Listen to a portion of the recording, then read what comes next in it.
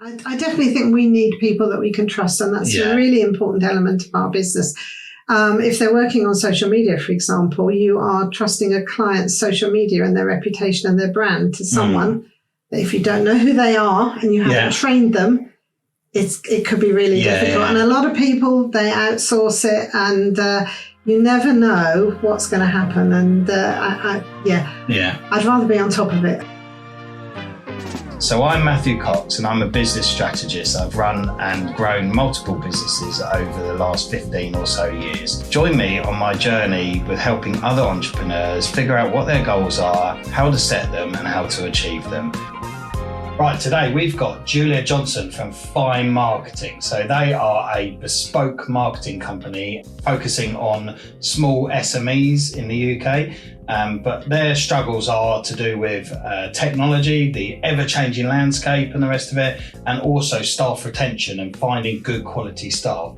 But is that really what Julia wants to do long term? So today what we're going to do is we're going to dive into her business plans, where she wants to go, what her struggles are getting there, and really see if we can help and give some tips of wisdom towards her on her journey.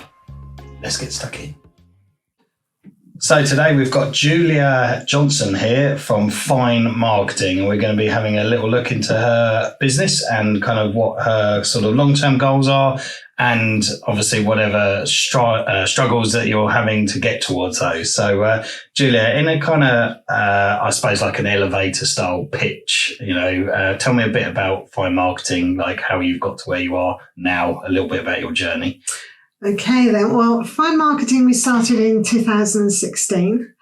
Started as a website design agency with digital marketing. We offer SEO, we do design and branding. I mean, that's something that I've always done from a marketing point of view all my life, if you like. I've always been in marketing. So Fine Marketing started, I had finished in a corporate role and decided that I wanted to get back to working for myself again. Didn't quite want to go into coding websites from scratch. So I did look around to see who I could work with. I think working on your own in a business is quite lonely. So it's always good to have someone to bounce ideas off of. In my previous role, I had worked in that for 10 years. And during that time, I had met someone at a website design agency over in Chichester. Okay. So I kind of looked into what he was doing now. I knew he had been headhunted. And then when I had discovered that the headhunters had changed their minds and not brought their global websites in from across the world for all these young people to redesign, he happened to be free at the time. So, and I said, what are you doing? And he said, I'm probably going to start my own business. So it was a bit fortuitous that we had a cup of coffee and kind of got together and decided we would start Fine Marketing. Yeah, good. So, and that is Oliver, is it? That's your Oliver. Partner? Yeah, Oliver. So, and Fine Marketing has been going for 8 years now, and we've gone from strength to strength. We became a limited company 2 years later. We've taken on various staff for short periods of time. We've had COVID in between, of course, which hasn't made life easy, but we did in fact find that we worked all through that. We didn't need any government help. There was lots of people doing different things and changing their marketing strategies during the time. So and we're a very busy company. So that's really good that you've grown from strength to strength, and interesting story about yourself and your business partner, how that comes about. I always like those sort of stories. I always think there's like the moons of Jupiter align for these things sometimes. I think it is. And he was, when I first met him, he was an apprentice, so he's a lot younger than I am. So he has different ideas, so a bit to bring to the table, and that's really important. Yeah, but that, like you say, that dynamics is quite important. Absolutely. To any business having different opinions. So a question I like to ask all the podcast guests is, what were you like at school? So what was young Julia like before you kind of went out on the world of work, or up to the point you were, say, 18 or something? Hark back all those years. Well, when I started off, I went to a village school, so that was very different. So my parents moved around, so schools changed. When we came down to this neck of the woods, I went to Lewis Grammar School. So where were you originally from? The Midlands. Oh, okay. Yeah. So we went from So went from near Redditch and then on to Wales because my dad was with GK and Steelworks. Yeah. Then he got a job with Parker Penn down here. So that was a big company at the time in New Haven. So So I went to Lewis Girls Grammar. I was slightly impatient when it came to finishing school. It was the equivalent O levels at the time, not GCSEs. Yeah. And it was amalgamating with the boys' school that year that I'd finished my O levels. So I wanted to do A levels in a year. And at the time you had a chance to do that at technical college. So I went on to Lewis Tech. I did my A levels. Yeah. And those kind of things like shorthand and typing, which was quite useful in those days. Those skills are still transferable to nowadays, but they are different to the skills that even like when I went to school, there were different types of skills like, no one ever loads anything on a floppy disk or anything anymore, or we learn how to like copy and do that and like basic coding. And it's kind of still applicable, but kind of moved on a lot since then. Typing is still the same and incredibly useful, especially when you can do something like 60 words a minute. And when you show somebody an old typewriter, they say, "What's that?" Definitely. Okay. So we'll come on to your kind of sort of immediate sort of goals, if you like, that you've written down here. So you've got your kind of year one goal. With the level of demand, we need additional staff or to reduce the number of time-consuming services we offer. I think that's quite a common thing with a lot of smaller type businesses, where you've got like yourself and then maybe members of staff that come and go. So talk me through that. Where are you at with that? Kind of looking to either get more staff or reduce. Which way? Maybe that. Or a combination, perhaps. It probably is a combination because marketing changes dependent upon the economic situation, and we're just going into a period that is going to change, and we're going to have a new government by the look of it, and I think there will not be any immediate changes. I want to see what's going to happen in the wider world first before we decide to increase staff. Or anything else. And it will affect our clients as well. We've got a lot of clients and so that situation will affect other businesses. So I think you're not alone in that kind of opinion about the change of government or any general election, even if it's kind of probably going to stay the same.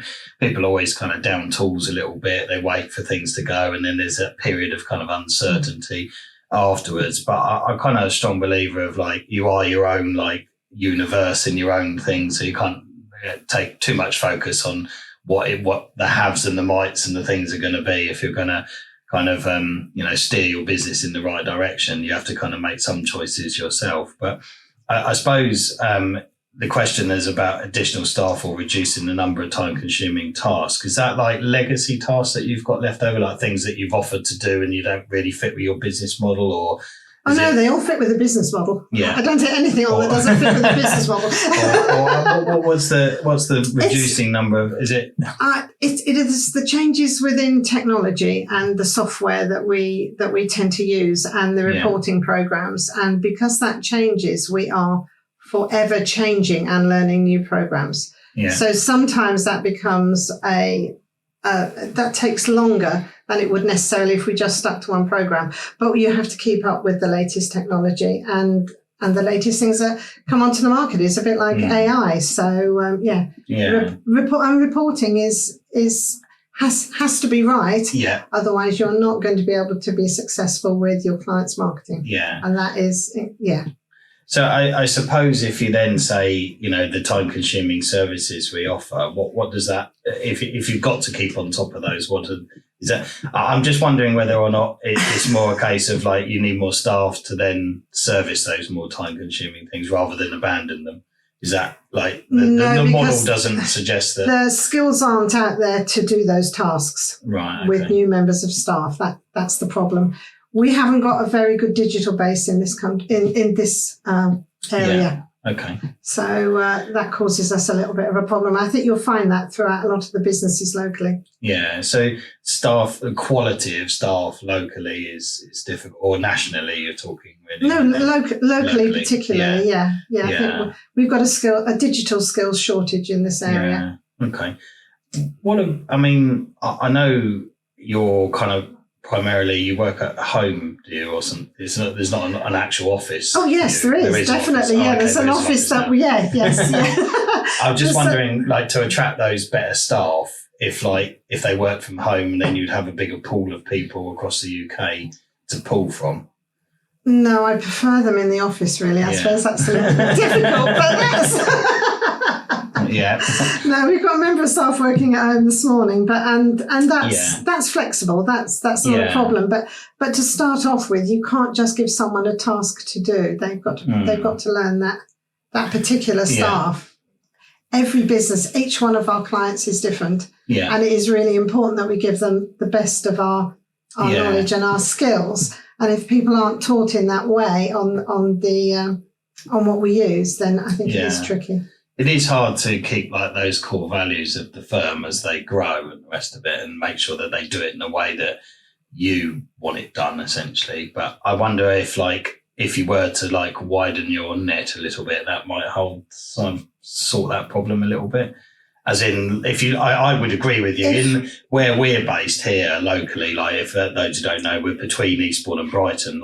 Micro locally, we struggle for qualified members of staff.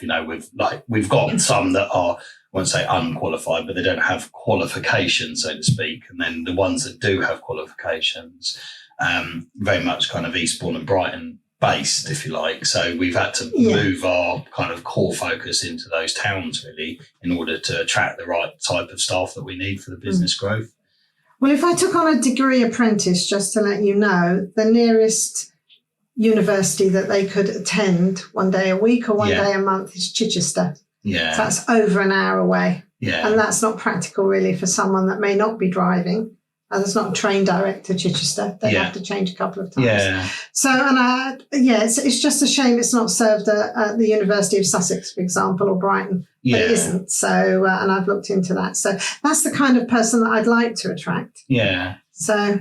And you don't think that you would be in a position to manage them remotely at all? Like if they were 100% remote, or maybe they came to see you once every so often? No, because I think they would need to a degree to understand our client base. Yeah. And to understand the client base and the area that we live in, I think is really important.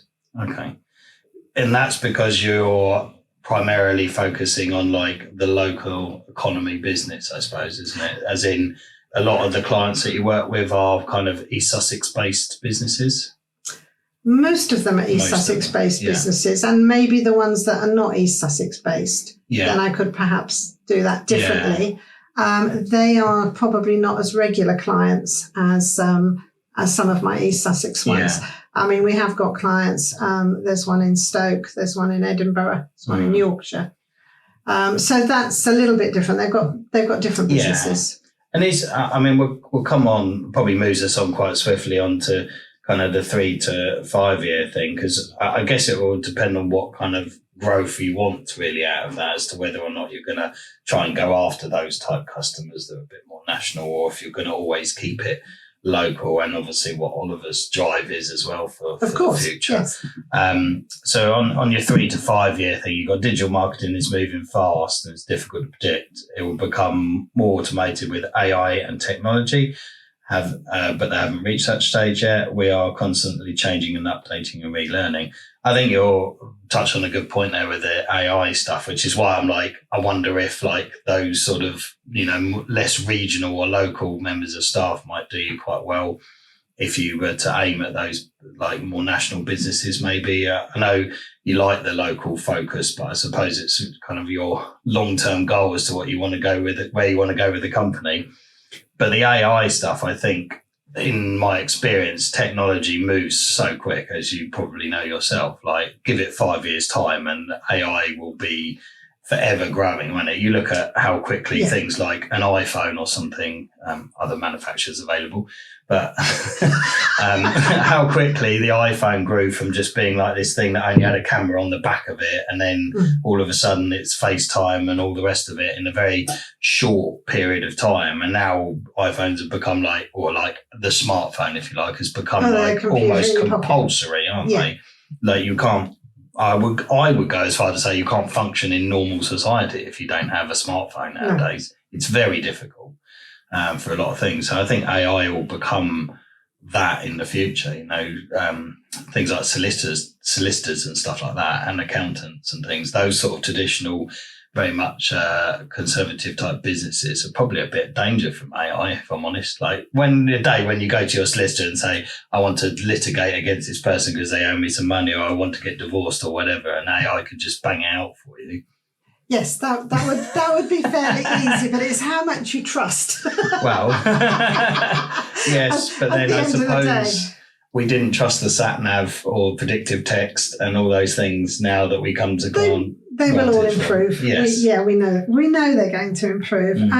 But it isn't necessarily the kind of larger businesses that I'm after. That wasn't the idea of setting up Fine Marketing. The idea of setting up Fine Marketing in the first place was that there is an awful lot of SMEs that are out there that don't have the ability to have a marketing department of their own. They were being ripped off with websites. They didn't know what they were doing. They didn't know what to look for. They had no analytics on them. They couldn't measure anything. And they were being let down. When it came to marketing, they were being let down. So the idea of Fine Marketing is to offer SMEs the marketing flexible to what they wanted. So, I mean, we do anything. We can design a logo. We can put a corporate brochure together. We don't do an awful lot of it, but we can do it. We have those skills. They're traditional skills, if you like. But as you go forward, those new skills, the metrics that they're going to need on the AI content and the SEO. I mean, the SEO probably there's about 50-50 on website design and SEO now. So, and that's quite interesting. You know, when we first started 8 years ago, it wasn't. But you build the right website, the SEO comes in. Websites are changing. So your average life is probably only going to be about 3.5, 4 years before you're going to need to update that platform and change yet again. I mean, even this morning they've said, you know, Amazon is looking at charging for Alexa. So the SEO then is going to need to go on Alexa. So you're going to have to be careful with what you do on that, and audio and everything else. So. Yeah, I appreciate it's an ever-changing landscape. It is, but that's what makes business exciting. Yeah, it is. Exactly. And I think that I suppose it's good to have your niche, if you like, and aim at those SMEs and things like that, rather than going after all those big companies. I just wonder, like, for the growth and kind of getting rid of the time-consuming tasks or the staff or whatever, if there's enough SMEs to target in our immediate area, as well as getting more the right than enough.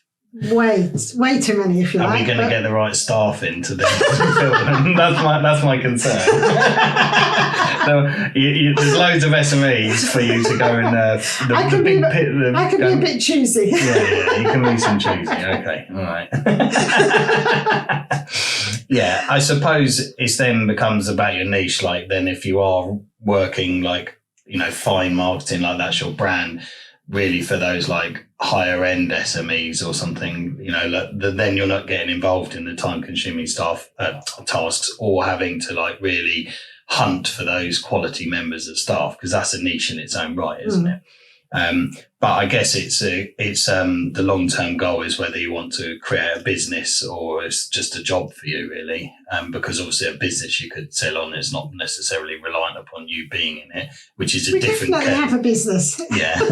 Well, I mean, as in a job for yourself, like a profitable enterprise you could sell that's not reliant upon you being in it. Essentially, at some point you and Oliver might go, oh, we're going to sell up, or we're going to carry on going, whatever. I think Oliver will definitely carry on going. So I don't. But if you have to work in it every single day, it's your business, but it's like a job for you. But I get a lot of satisfaction from work, and I think that's important. There's not many people that do that. No. You do that, I think. Yeah. I get a lot of satisfaction from work. As you know, I work a lot, but I enjoy it though, and I think that's the same with me. Yeah. So yeah. Exactly. Yeah. And if you get enjoyment from it, then that's part of life. That's that balance. Yes. That you need. Exactly. Yeah. And when you stop getting enjoyment from it and it's no longer fun, then that's when you have to make a decision. But I think that if you're trying to solve the problem of the staff and reduce the thing, I mean, my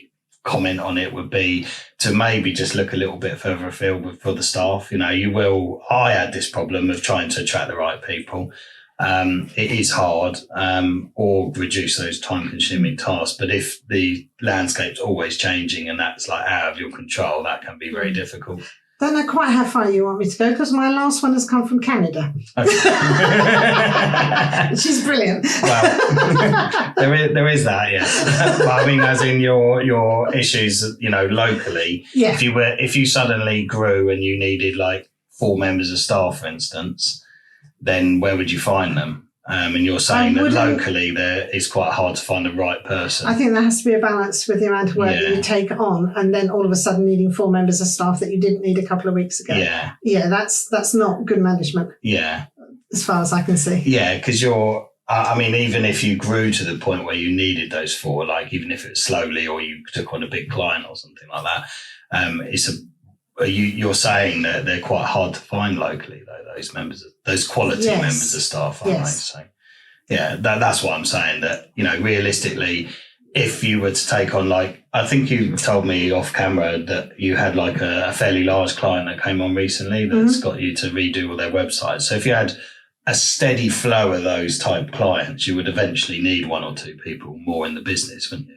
Yes. Yeah, that's where you might then struggle to find the quality of staff, because you can't take apprentices on at that point. No, but what we might do, and we're doing for another one, is to actually train their staff up so as they can manage that themselves. Right, okay. So that's another option we have. So if they've got the right staff with the right aptitude, then we can see that as we're working with them. Yeah. And then we can bring that into the equation. So you're like bringing up like grassroots. Yeah, absolutely. Yeah, and those staff that are already within a business have a better knowledge of that particular business, because businesses vary widely, as you know. So I'm not just working with one sector. So question, what do you do when one of them ups and leaves then? When you've grown them onto this thing and then they go off. Oh no, they not literally ups and leaves and walks off, but they say, "Oh, Julia, thanks for all of the. I've been lovely. Julia's nurtured me to this point." And then they go, "Well, I've just been poached by American Express to work for their marketing department." That would be a mistake. But they're going to pay me quadruple, and you can't compete with that. No, so you can't. You can't. It's hard to replace those people in a business. It is hard to replace those people in the business. So yes, so you'd need somebody else to come on in the meantime. Yeah. That can take some of that role. Yeah. Yeah. So the contingency plan in that instance would be for another apprentice to come in, or would you be looking for someone that's got maybe this right skill set from day one? I don't think there is anybody with the exact skill set, but they would have to have a skill set that could feed into the business, certain areas of the business. So, yeah. I just thought we'd come away from the podcast for a second. I just wanted to remind anybody that is looking to apply to come on the podcast, this isn't a formal show where we're kind of really diving down into all the numbers and we're grilling you left, right and centre. It's really just me talking with you, an open and frank conversation like 2 mates down the pub. Yes, I might say I would do something differently and I might pose a little awkward question to you or whatever, but I'm not going to tell you what to do or how you should do it. I'm not going to jump down your throat if I think you're doing something wrong. It's just an open and frank conversation like 2 mates down the pub, having a chinwag, putting the worlds to rights, basically. So if that is up your street, please go to www.matthewcox.biz and apply to be on the show. Yeah, so I think it's inherently difficult when that member of staff that you've nurtured up through the chain leaves, and like you need like a steady flow of them. So what we try to do here is try to promote people within now, like you say, but we've always got like the person in waiting or somebody that's trying to come up. So you have like unqualified PMs, and then you'd have like your qualified ones, and then like a head of, so that there's always somewhere for someone to go. And hopefully they would follow that core value. But I think that it's quite hard when you're small. Like we had this problem where when there was only like 6 of us, I mean, you do some work with us anyway, so you were a member. And then we had a couple of members of staff leave because they just got to their burnout point where they'd done like their 5-6 years here or whatever, and they wanted to explore different things. And it's quite hard replacing them when you haven't got that kind of skill set already there in the background, because you're not large enough to warrant it.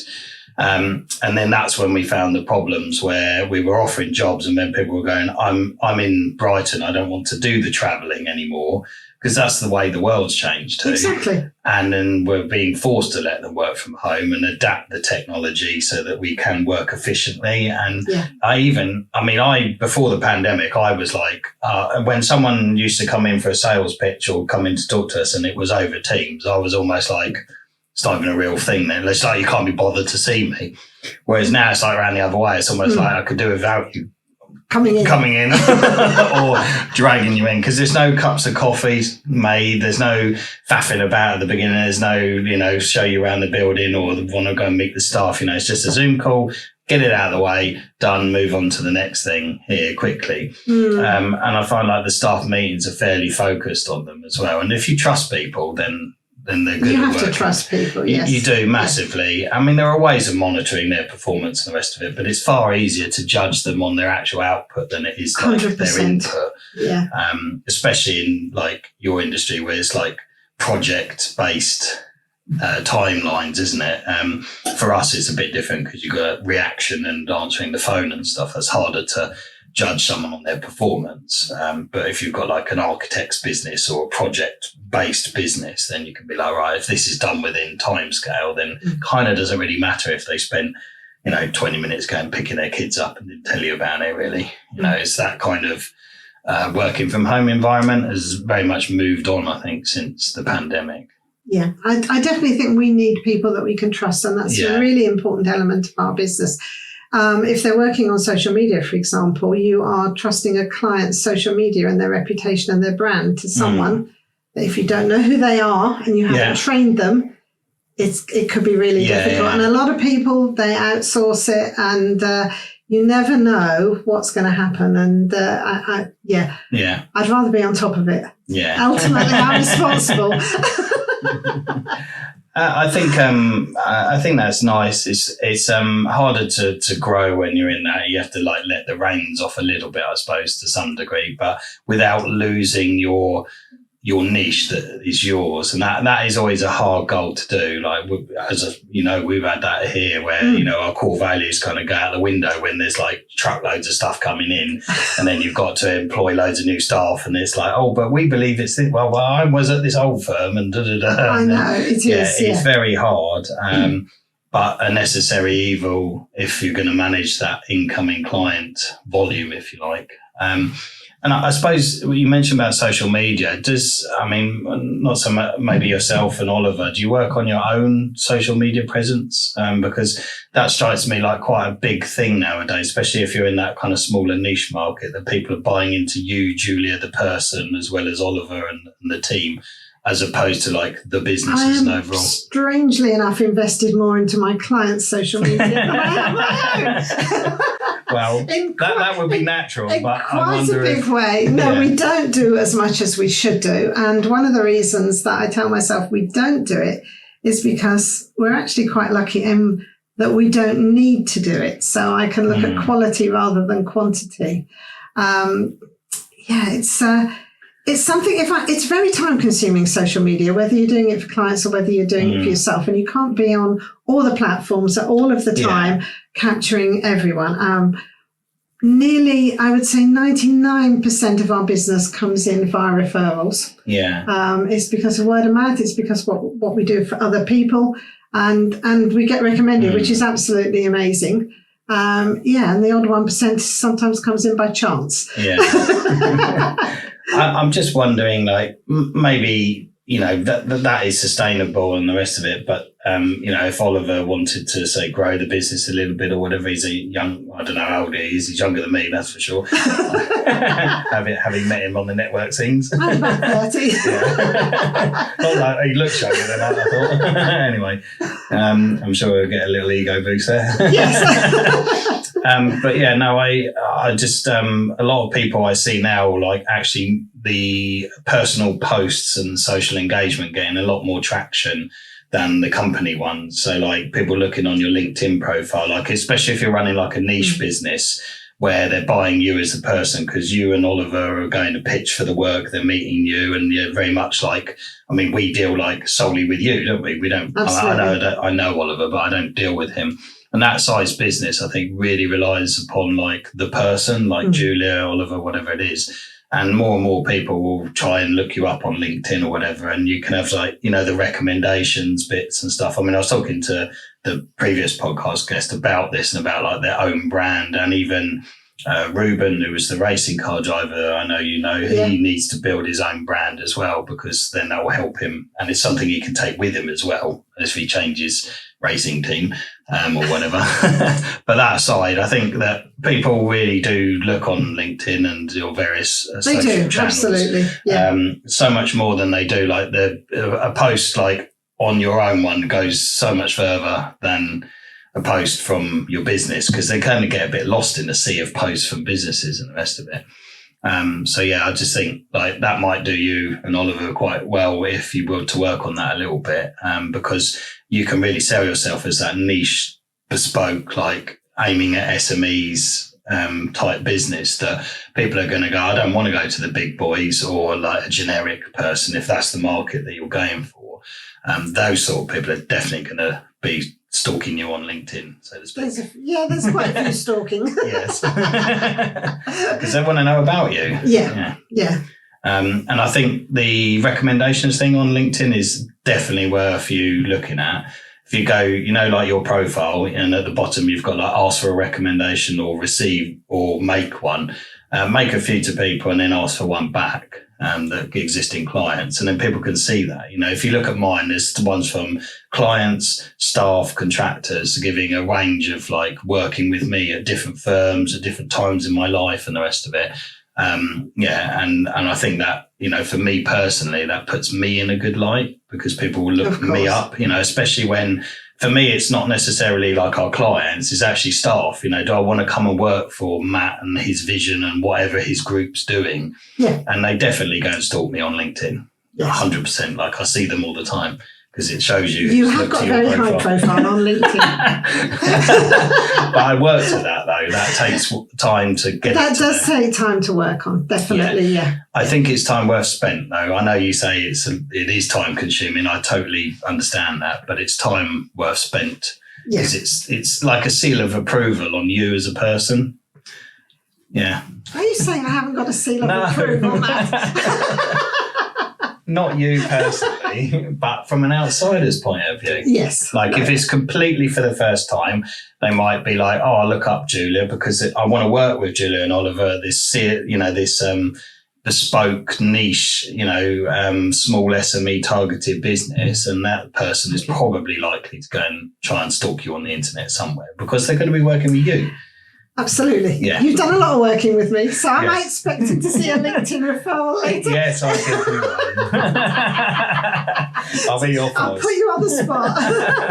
I'll definitely give you that to send you on your merry way. But yeah, I think that would be quite good for you too as a small win, because I do think people, they trust that. It's a person-based business. If you're not looking to make it into some kind of national sort of, big firm or something, and you're going to focus on that market, you're very much going after that type of person. Yeah. Yeah. Cool. Right. What else have we got on here then? So we went down to, we got 10-year plan, which we haven't really thought too far in advance and the rest of it. You might need to ask Oliver that one. Yeah, I bring him in on that one.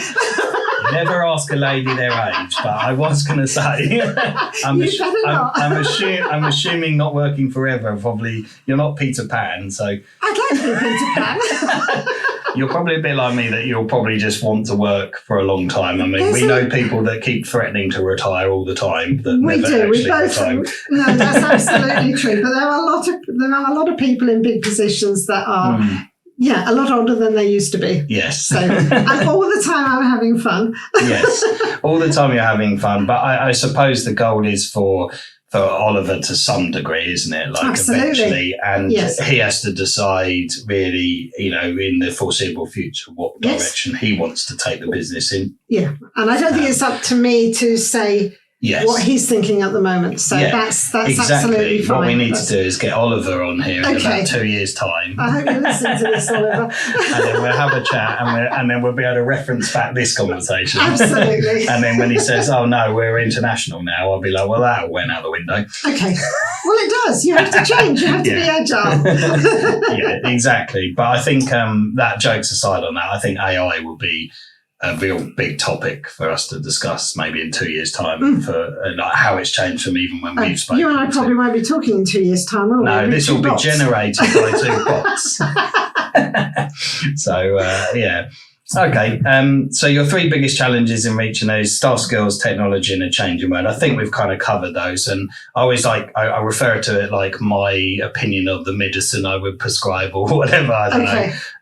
So the staff skills thing, me personally, I would try and break down that barrier of the remote working. That's just my opinion on it. And see if you can get the right skill set, because you'll end up in a scenario sometime where you've trained someone, nurtured them, and then they fly the cuckoo's nest or whatever, and then they will do. It's natural. So, and I think a lot of people say, "Oh, working from home is like an excuse," as in like it's hardly working or whatever. But I think those sort of creative type people, they work quite well from home and the rest of it. So they do. I think maybe just for the future, maybe an Oliver thing or something. But as the business grows to attract the right staff, it's well worth trying to adopt that kind of current theme. Technology is really hard. I think AI will come and it will take over. So yeah, just be at forefront of that for SMEs, really. Try and get on all those training courses and the rest of it. And a changing world. I mean, people's expectations are changing. We talked about legacy clients and things like that. Make sure you don't get too wrapped up in all those ones you took on in 2016 that have probably not either paying you right or they've got too much expectations. You can manage them into a better way easily. If anybody wants to watch it, I did a whole video on managing people in that scenario, legacy clients. So that's a fairly good thing to do. So I think we've kind of covered most of the stuff that we've got in here, really. But yeah, I'm just having a quick little look through here. Was there anything else that you wanted to ask me at all? I don't think so, really. Yeah? No. We've got here both directors working long hours. It's not always possible to delegate. So I guess a bit of time, getting some time back in your life would be good, which is sort of what we've touched on. One of the reasons I went back to running my own business was to put more time back into my life and a better work-life balance, because you can't always make those decisions when you're working for other people. Yeah. So, I can now. So I make sure that I have time for myself and sports and everything else. So, And I think people often forget that, like, anybody that thinks I'll go out on my own because it will be less work is an idiot, in my opinion, because it's not. It's probably more work. It's never going to be. But I think the benefit is you have a choice. Like, I know you work quite late. Like, sometimes I message you and you message back, like, almost all the time. You sent me emails at 3:00 in the morning. Yeah, that's because I never sleep, because I'm just so excited to get off to work. Is that what it is? I just sent this in case I forget it. Yeah, in case it's like the modern day version of the notepad at the side of the bed, you see. Okay. It's called Siri. And you just shout across the room, wake everyone up in the house. And then it sends it off to you as a garbled message that you've got to decipher in the morning. But you can please yourself what time you work. This is the nice thing about it. If you want to take your afternoon off, then you can do that. Yes, if you want to do something for someone, you can do it. So exactly, yeah. No, I think that's a good thing. And the working long hours thing, you just have to monitor it so you're not going to get burnt out a little bit. I know you've got your hobbies and things like that. Try and filter that into your day. Like I say, you can work in the evening, but that's really important. Yeah, exactly. So just before we quickly wrap up, where can people find you? So how do they get in touch if they want to look at your bespoke SME style website and SME stuff? Well, we're hoping to have a new one soon because the old one's looking a bit tired. You've even been neglecting your own website. I know, but I put the clients first, so you can't complain about that. So findmarketing.co.uk, or you can give me a ring. All the details are on the website, or you can find me on Facebook or... Yeah, and you can do everything from hosting the website all the way through to building new ones, SEO optimization. Yeah, we've got some lovely smart new websites about to go live from the e-commerce to one for you, I think, Matt. Yes, indeed. Yes. One for this channel. So if you want to see some of Julia's work, head over to matthewcox.biz. Yeah, sounds like a great idea. Yeah, super. Well, if that is all, then I'll thank you for coming on the podcast. It'll be really good to maybe have you and Oliver back in about a year's time or 2 years time. That would be good. We'll have a three-way conversation, shall we? Not the word to say. Three-way conversation. That's good. And that would be good to see where we're going with things and what direction you've gone on in the ever-changing landscape. So, okay. All right. Yeah. No, that's great. Thank you very much, Matt. No problem at all. It's been a pleasure. All right. Thank you. So I hope that's really, really useful. And I think that the big takeaway from there is that obviously for me as a person, I'm all like growth, build it up or the rest of it. There's nothing wrong with actually trying to be bespoke and niche and aim at that smaller market that Julia was referring to there. But obviously she's got a legacy thing. She's got Oliver coming up and he might have different ideas. So actually it'll be really interesting to get on with Oliver in a couple of years' time and see where they're at. See if they've really adopted that AI generation, that big boom that's going to come, and really or not whether they've adopted that remote working. I fear that Julia might not adopt it, but let's hope that she really tries to embrace that as and when she gets to those points where she needs those quality members of staff. Right, I really hope you enjoyed today's audio podcast, and it's been really, really great having today's guest on, and I hope that you can all pick up some really amazing tips and hints, some structures to their businesses and the rest of it, and really what I would do if I was in their shoes. If you want to come on the audio podcast, what you need to do is head over to our website, www.matthewcox.biz. That's Matthew with 2 T's. There's a pre-filled out form for you on there. Fill that in. That goes off. We get you on the podcast. It's filmed for YouTube, and then it also goes on Apple, Spotify, all those kind of streaming services. It's free of charge. Just come on the show, have a chat, open and frank with me, and then you can use all those bits for your own social medias if you want to, or whatever. And it goes, as I say, on audio and on YouTube. So if you want to apply for the podcast, please head over to matthewcox.biz and apply online. Thank you.